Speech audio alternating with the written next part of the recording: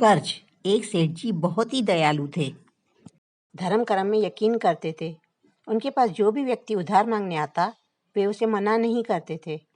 सेठ जी मुनीम को बुलाते और जो उधार मांगने वाला व्यक्ति होता उससे पूछते कि भाई तुम उधार कब लौटाओगे, इस जन्म में या फिर अगले जन्म में। जो लोग ईमानदार होते वो कहते सेठ जी हम तो इसी जन्म में आपका कर्ज चुकता कर देंगे। और कुछ लोग जो ज़्यादा चालाक व बेईमान होते वे कहते सेठ जी हम आपका कर्ज अगले जन्म में उतारेंगे। और अपनी चालाकी पर वे मन ही मन खुश होते कि क्या मूर्ख सेठ है, अगले जन्म में उधार वापसी की उम्मीद लगाए बैठा है। ऐसे लोग मुनीम से पहले ही कह देते कि वो अपना कर्ज अगले जन्म में लौटाएंगे। और मुनीम भी कभी किसी से कुछ पूछता नहीं था। जो जैसा कह देता मुनीम वैसा ही बही खाते में लिख देता। एक दिन एक चोर भी सेठ जी के पास उधार मांगने पहुंचा।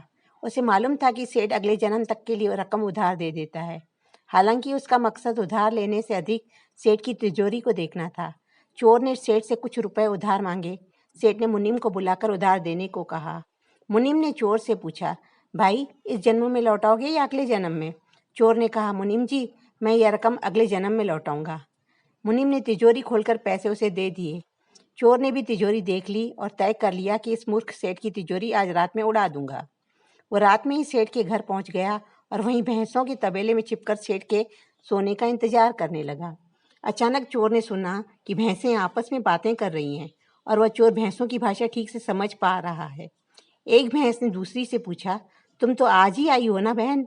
उस भैंस ने जवाब दिया, हाँ आज ही सेठ के तबेले में आई हूँ। सेठ जी का पिछले जन्म का कर्ज उतारना है। और तुम कब से हो यहाँ पर?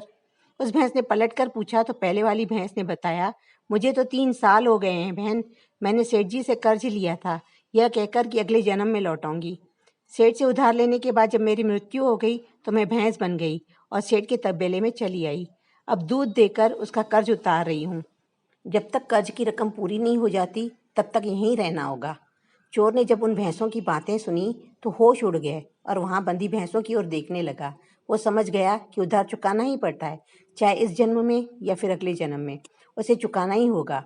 वो उल्टे पांव सेठ जी के घर की ओर भागा और जो कर्ज उसने लिया था उसे फटाफट मुनीम को लौटाकर रजिस्टर से अपना नाम कटवा लिया। हम सब इस दुनिया में इसलिए आते हैं क्योंकि हमें किसी से लेना होता है तो किसी का देना होता है।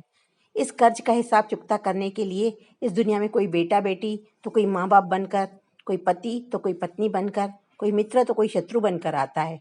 चाहे दुख हो या सुख, हिसाब तो सबको देने ही होते हैं। यह कहानी आपको कैसी लगी हमें कमेंट करके ज़रूर बताएं। कहानी अच्छी लगी तो वीडियो को लाइक करें, शेयर करें व चैनल को सब्सक्राइब करें। धन्यवाद।